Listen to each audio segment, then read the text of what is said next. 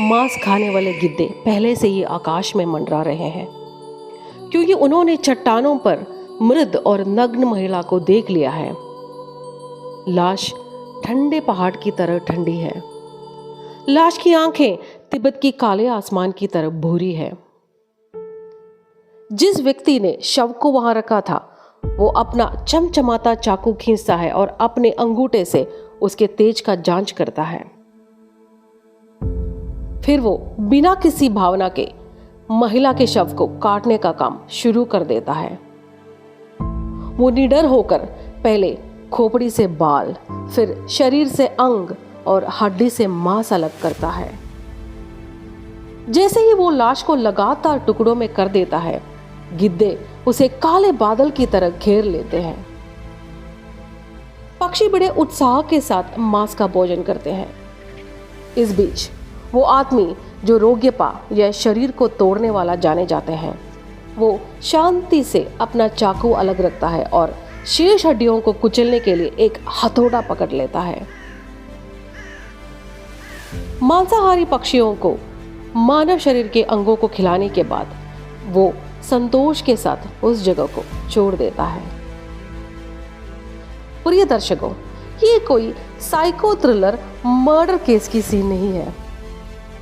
ये है आकाश दफन या स्काई बरियल।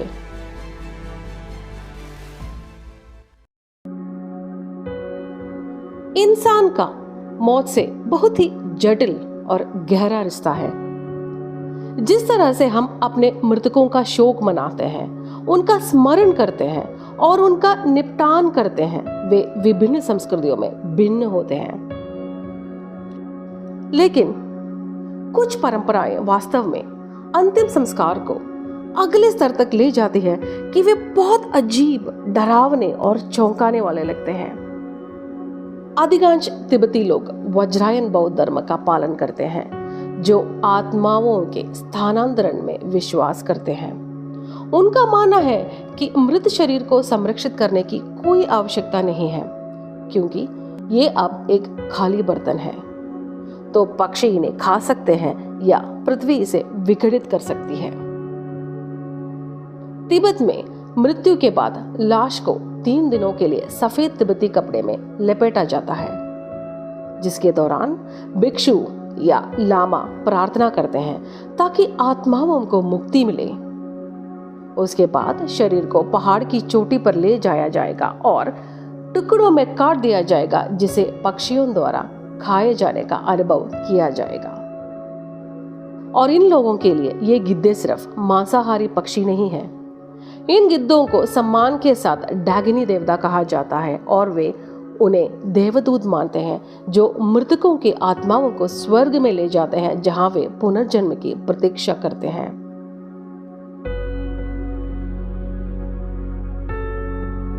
हालांकि इस प्रकार का दफनाना डरावना लगता है, लेकिन इस रीति के उत्पत्ति के पीछे एक बहुत ही व्यावहारिक कारण है। तिब्बत का अधिकांश भाग कब्र खोदने के लिए बहुत कठिन और पथरीला है, और ईंधन और लकड़ी की कमी के कारण आकाश में दफनाने की प्रथा आमतौर पर शमशान में दफनाने के पारंपरिक बौद्ध अभ्यास की तुलना में अधिक व्यावहारिक थी।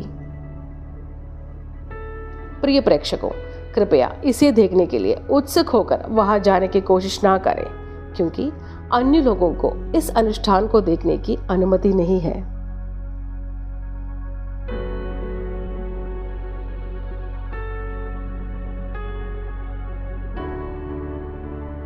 अगर मैं कहूं कि यह डरावनी तरीका भारत की एक संस्कृति में भी मौजूद है, तो मुझे यकीन है कि आप लोग चौंक जाएंगे।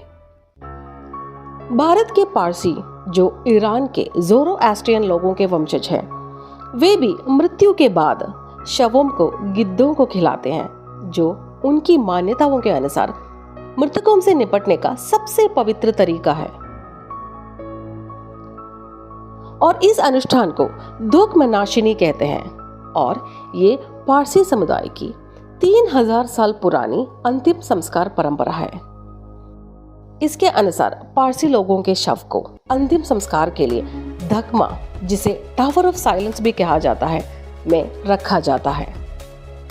टावर ऑफ ऑफ साइलेंस विशेष गोलाकार इमारत है जो मुंबई में पाया जा सकता है।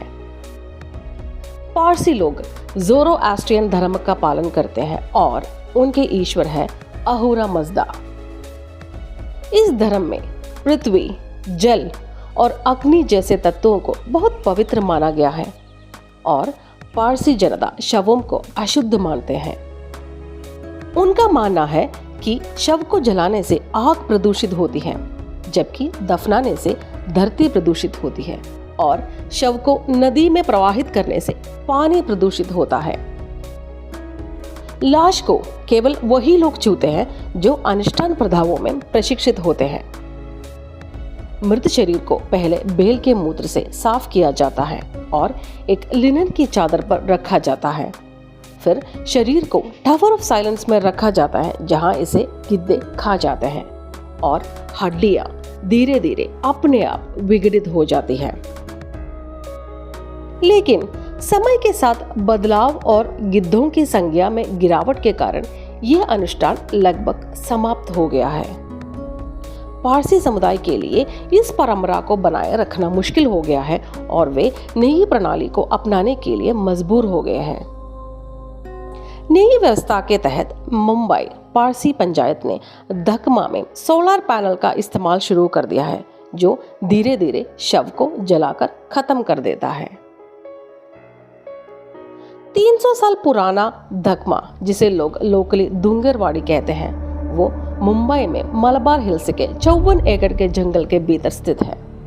गैर विश्वासियों के लिए यहाँ जाना या यहाँ तक कि करीब पहुँचना भी संभव नहीं है और कुछ लोगों का मानना है कि ये जगह मुंबई का सबसे हॉन्टेड जगह में से एक है। सो व्यूअर्स, प्लीज वहां जाने के बारे में सोचना भी मत।